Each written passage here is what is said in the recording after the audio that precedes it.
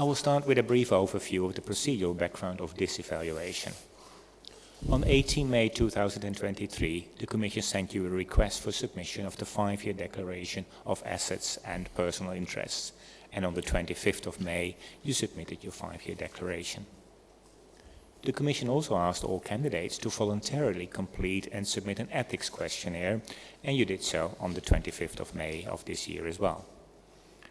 The Commission sent you 3 rounds of questions on 16 June, 23 June and 4 July 2023 respectively. You were asked a total number of 19 questions, including 51 subparts, and 27 of the questions included the request for further documentation. According to Article 3, Paragraph 4 of the evaluation rules of the Commission, a candidate may not provide information, documents or other materials during the hearing if the Commission requested these earlier and the candidate did not provide them within the time specified, unless the candidate provided sufficient justification. Members of the Commission will now start with asking you questions, and I will start with asking questions first. We will try to keep our questions short and to the point, and we ask that your answers be short and to the point as well. The issue we would like to raise with you this morning relates to a loan of 12,000 euros received by a close family member of yours. In your 2019 annual declaration, you declared that you received a loan of 12,000 euros, which is about 236,000 lei, in that year from a close family member against 0% interest and for the period of 2019 to 2021. In a written response to questions from the Commission, you explained that given your family relationship and mutual trust, you did not sign a loan contract between yourself and this close family member. Instead, you signed written receipts for the opening and closing of the loan. You provided to the Commission a copy of a receipt signed by you on 14 December 2019, according to which you received on that day the amount of 12,000 euros from the close family member as loan for a period of 2 years. You also provided a copy of a signed declaration dated 20 February 2021, and signed by the close family member, according to which the family member received the amount of 12,000 euro back from you. You informed the Commission also that the loan was given to you in cash and that you repaid the loan in 3 installments. 50,000 lei and 90,000 lei were repaid in the course of 2020, and 97,000 lei were repaid in 2021. The 90,000 lei was the result of the sale of a car in the course of that year 2020. You informed the Commission that a part of the loan was used to purchase a car, model Lexus RX 450 from 2014, to pay for the import taxes and for some repair costs required to be made. According to information available to the Commission, on 4 December 2019, you deposited in cash the amount of $13,577 on a bank account under the title Payment in Advance for Purchase of a Car. You informed the Commission that the funds used for this deposit were from personal savings, including from a deposit account.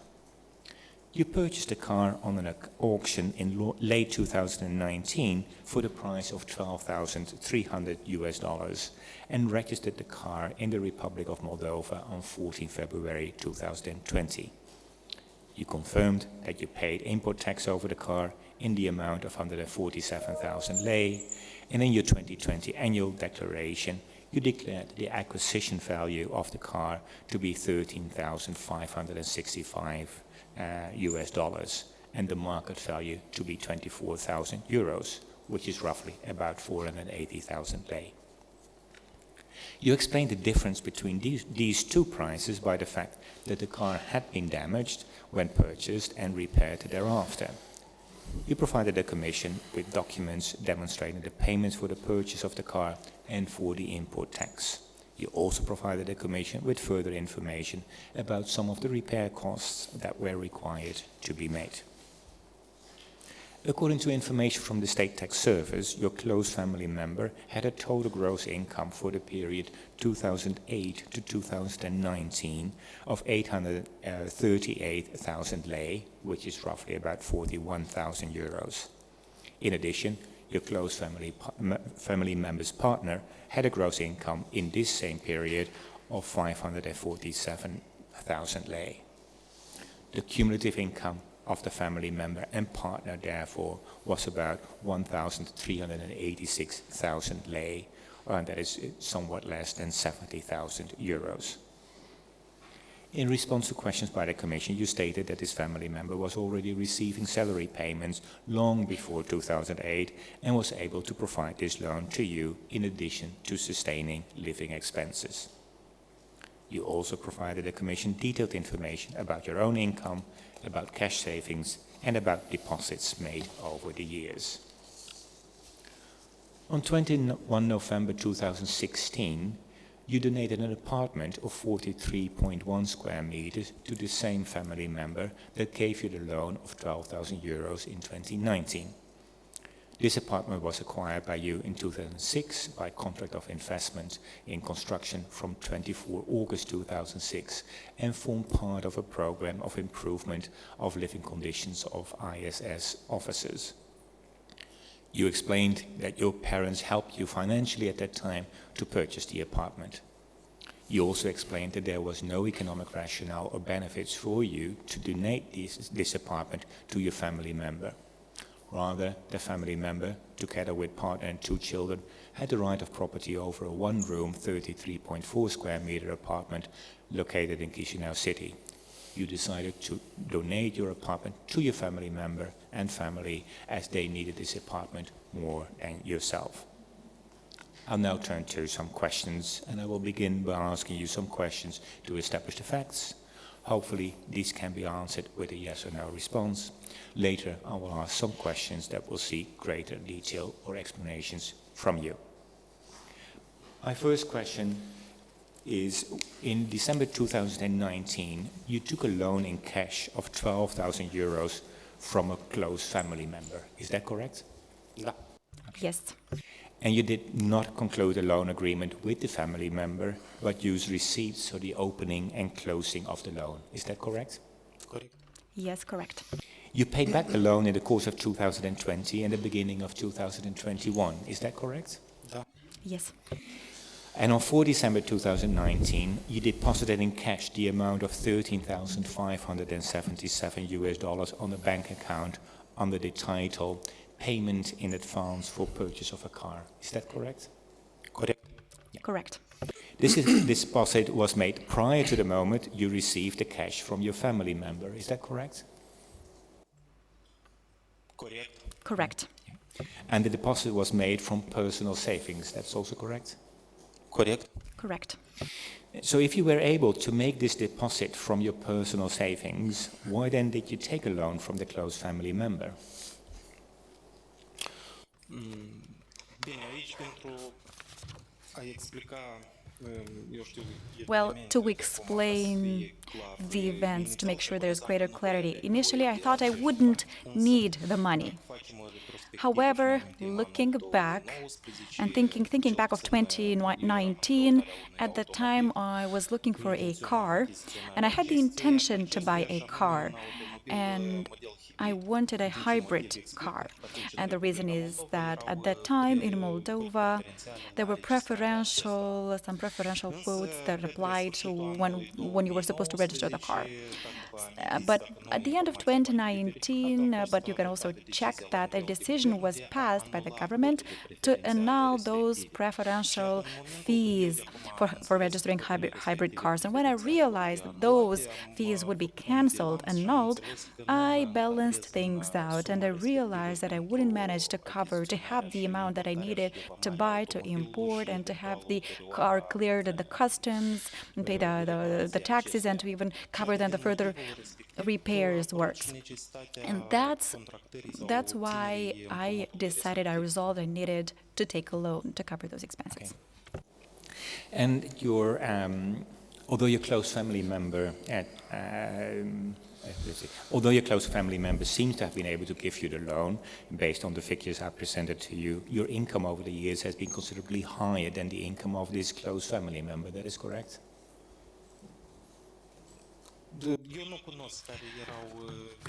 I do not know what the income of the family member was. I've found that out now from you. We did not discuss about such matters. But on the basis of what you said, I confirm that. And in 2016, you donated your 44.1 square meter apartment to that same family member. That is correct? Yes. And you did so, you explained that you did so as this family member already had a right of property of an apartment, but that apartment was smaller and consisted of only one room. Is that correct? And please explain why you donated that apartment to that close family member, while that family member seems to have had sufficient cash savings to purchase the apartment as well. Why did you then donate it to your family member?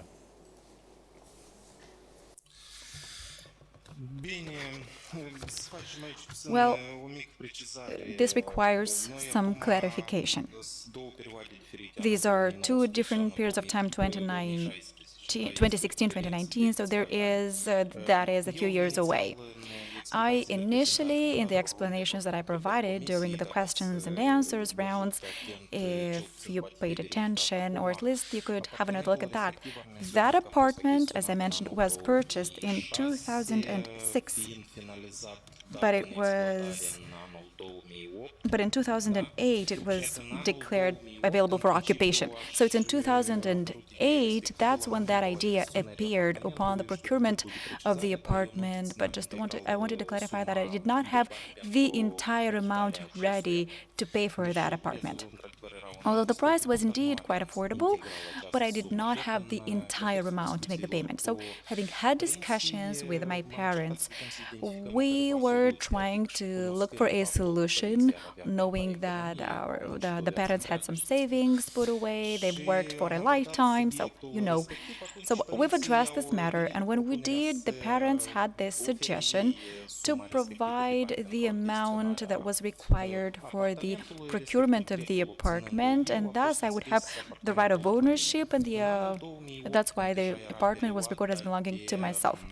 In 2008, when the apartment was ready to be lived in, and at that time it was required already to carry out some renovations work, some repairs to make it livable. And at one of the family meetings that we had, if I'm not mistaken, that was happening around April, or around that time anyway,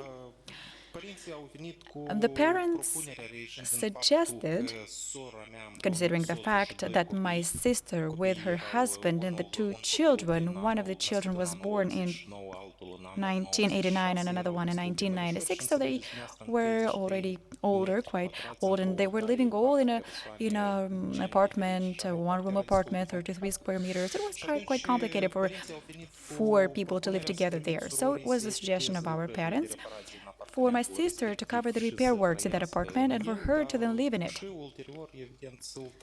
And then I was supposed to transfer it over to her. So that was the sequence of events, and that was the logic behind the actions. There was nothing else there. And because it was not myself who made those investments in the apartment per se, I did not see, therefore, any obstacle in transferring it over to my sister. A microphone, please. Is there anything else that you would like to add or clarify in relation to this issue? Unless you have some other questions, but other than that, I believe I've explained what I wanted to. I see, yeah.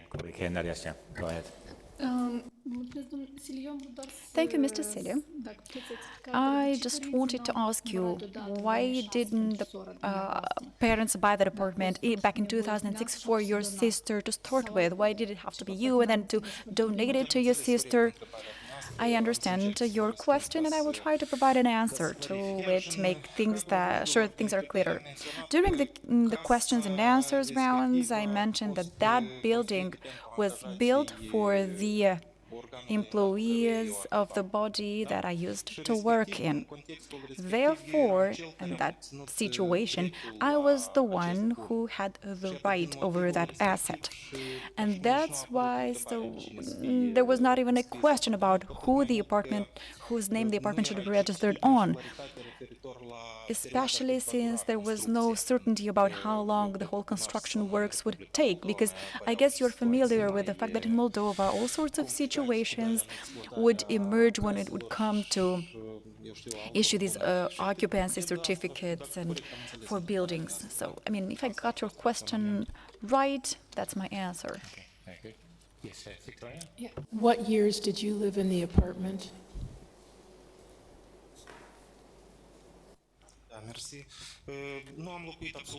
I did not live in that apartment at all. As I mentioned, in 2008, when it was declared good for occupancy, a decision was made to transfer that apartment to my sister, and she would then be in charge of the renovations. And for that reason, I guess I will say, and I will be right to say, that I did not sleep there, not for one night, and I did not contribute to the repair works and to any other improvements to that asset.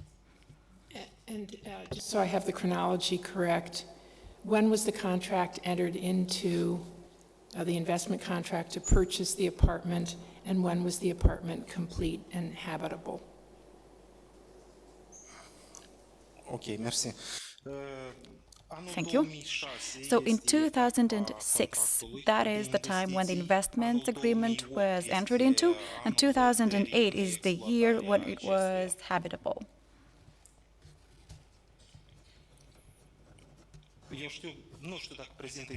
I am not sure whether this is of interest to the Commission, but that building was unfinished. So it was built, there were about 8 or 9 floors built, and once that happened, it was transferred over for finalization of construction works. So it was transferred into the ownership, sort of in the ownership of the body that I was working for. And then they continued building it up to 16 floors, if I'm not mistaken. So initially there were 8 or to 9 floors, and then some other preparation works were performed for the occupancy purposes, and then after that, at some point, they gave it away to people, for people to be able to live in it. And at that time, you were working for the security service, correct? Da. Okay. Yes. And was this arrangement for the apartment, was it a preferential priced program for employees of the security service? In other words, was there a discount given to employees to purchase the apartments in the building?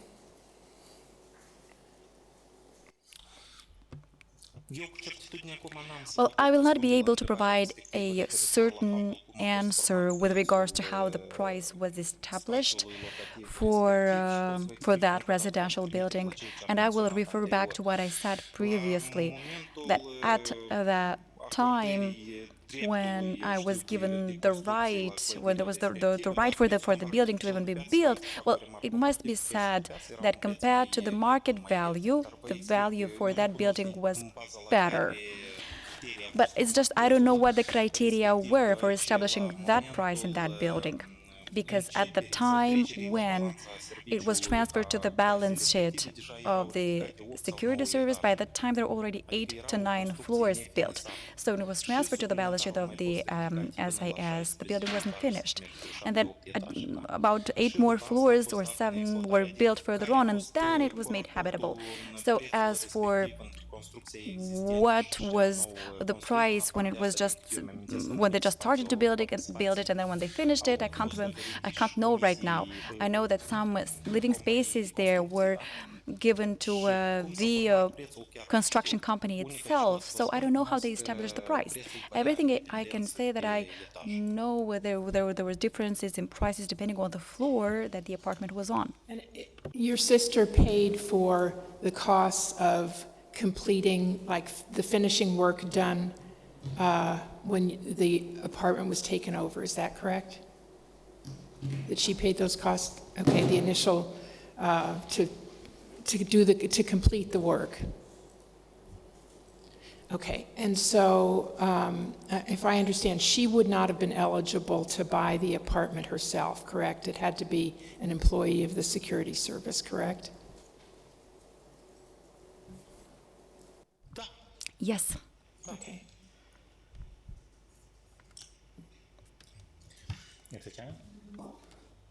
Да, bună ziua, domnul Sîli. Eu vreau Good să morning, Mr. Sîli. clarific.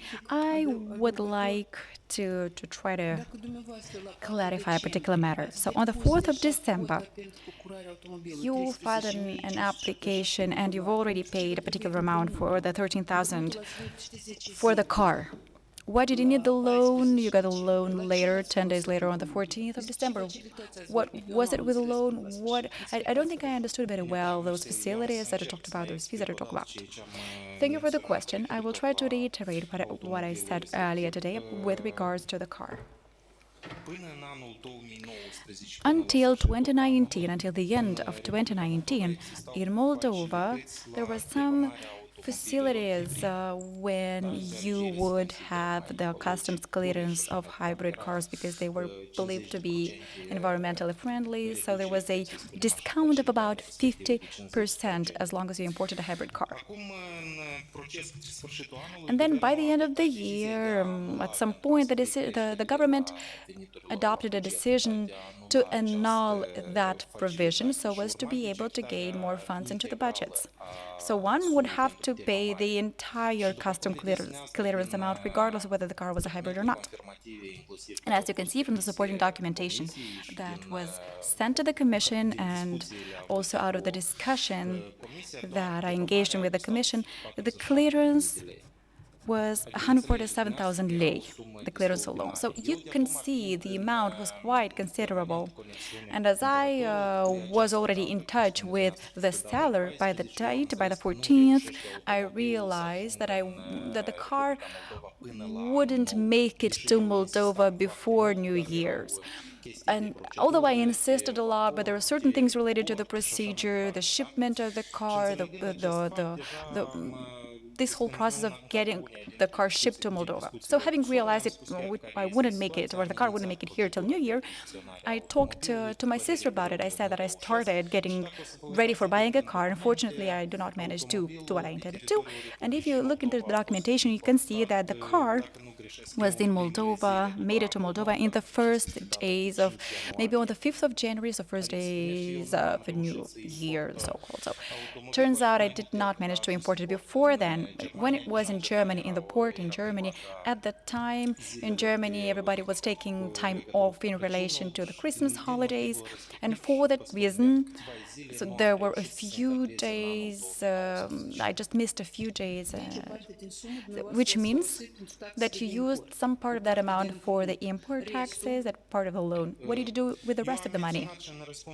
I mentioned in the answers that I provided to the Commission that the rest of the amount, there was a part that I used for repairs for that car. And if you notice, the first reimbursement installment, as I mentioned in the answers to the Commission, about 50,000 lei was paid back in May. So when I realized that I managed to cover, I realized how much I needed to cover what work such as repairs and so on and so forth, I decided to give back that amount that I realized I wouldn't need, to give it back to my sister. Specifically because when we've agreed about this loan, I told my sister that if she needed money, because practically that was all the money that she put away as savings. So she asked how much I needed, and I said, I don't know for certain how much, because I cannot make some precise calculations now. She said, this is how much I have, and this is what I can give you. So she gave me that amount, and we've agreed that if there's any emergency, if she needs it as a matter of emergency, then I would give it back to her. And I said that I was even ready to even take a bank loan to give money back to her if that was necessary. And if you noticed, in May I paid the first part, and then in June I paid the other part of the money, and in 2021, I decided not to wait for December, and as soon as I had the possibility, in February, I gave her back the rest of the amount that I owed her. Okay. When the apartment was purchased in 2008 or pursuant to the investment contract, did you contribute any of the funds towards the purchase of the apartment, or was it all funds of your parents? Merci. Well, as I mentioned, the funds were from the parents, because at the time our parents were aware of the fact that I was collecting money to buy a car for myself. So we had a car of the family, but it was our parents' car. But that car, well, I was thinking about buying my own car. So that's why I told you that there were discussions, we engaged in discussions with the parents, because I didn't have the entire amount. And as they knew that I was trying to put money away to buy a car, they suggested to offer the money, and I accepted it. Thank you. Mr. Sîli, I would like to also greet you, and I would like us to go back to an issue regarding the apartment.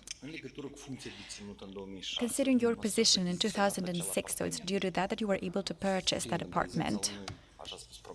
There was a special program that allowed one to procure an apartment. You mentioned that that apartment was bought thanks to support from your parents, and then your close family member took care of the renovations works there, and then it was donated to your relative. But in 2006, when that apartment was purchased by you, at that time, did you have the certainty already that it would be transferred over to your relative? Well, as I mentioned, in 2008, we had a meeting when the apartment was to be declared habitable. It's at the time that my mother made this suggestion, and I accepted it. So it was not agreed in 2006, but it was agreed in 2008. That's what I wanted to clarify on the chronologically, to have clearer facts. So this decision was made in 2008, not 2006, when you entered the investments agreement. Is that correct? Yes, that is correct. I accept your answer. Thank you. My question then is, who lived in that apartment since 2008? Because you did not live there yourself. Your close family member did not move into that at that time as well. Who was living in that apartment prior to the moment it was officially donated to your family member?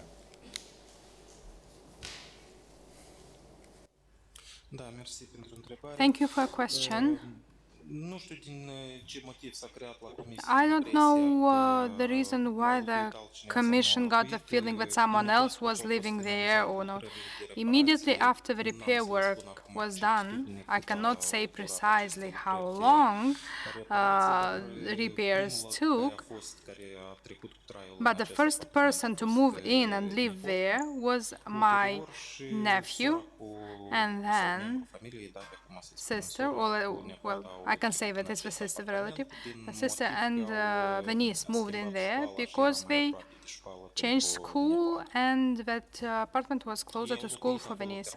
So they lived there permanently. There was, no, I mean, as soon as repairs were finished, they moved in to that apartment. And when roughly were those repairs finished? When was it habitable for someone to move into that apartment?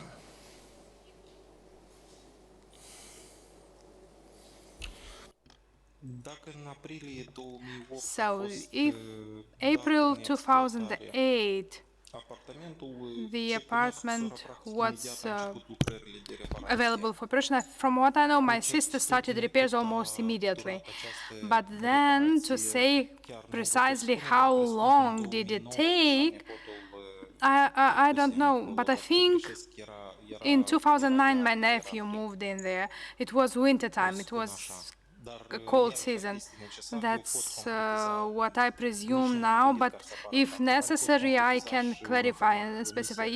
If you need that, I can find out and inform the Commission when that exactly took place. And the nephew, that is the family member of your close family member, your sister? Da. Okay. Yeah. Yes, yes. It's the elder child. So as I said, my sister has 2 children, one boy born in 1989 and a girl in 1996. Okay. Yeah. Anyone? Yeah, Victoria. So in 2006, when you entered into the investment contract, was it your understanding with your parents that they were paying for the apartment and that you would live there?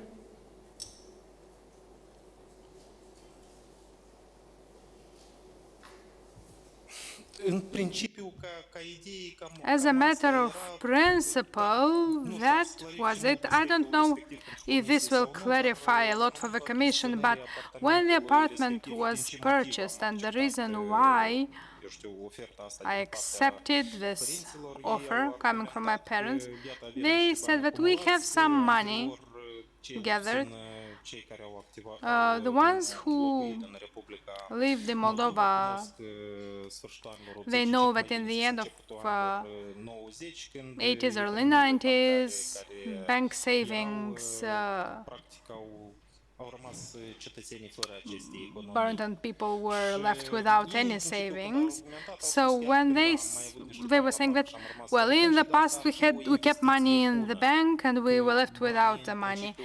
So investing in real estate is good. So if you have money invested in real estate, it gives you some certainty. So at the initial stage, indeed, I was planning that ultimately I'd be living in that apartment. But at the time the building was officially put into operation, I mentioned that to the Commission, I was living with my parents. I was the younger child of a family, and succession right and so on. This is what they said: you are living with us. Why should you move on with that apartment while your sister needs improvement of her living conditions? So it was a discussion where the decision belonged mostly to my mother, and she said, let's do that. That was the idea, the thinking. Do you still live with your parents, or did you have another accommodation? No, at that time I was living with them. Now I live separately. And I provided the documents to the Commission. In February 26, I moved from them. Okay. Are there any other questions from any of the colleagues? If not, that will actually bring us to the end of our issues and questions. I would like to give you now the opportunity to make a brief closing statement to the Commission. So please go ahead.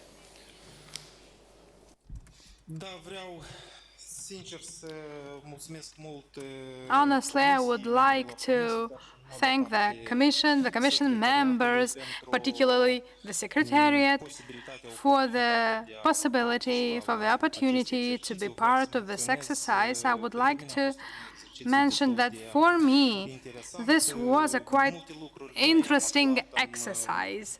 I've learned many new things and I drew conclusions. Well, I don't want to be categorical, but it's not about low integrity hygiene in Moldova. I can't say that. It's not only the declarants to be blamed, or is it the state to be blamed for that? But still, I noticed that there are many gaps that need to be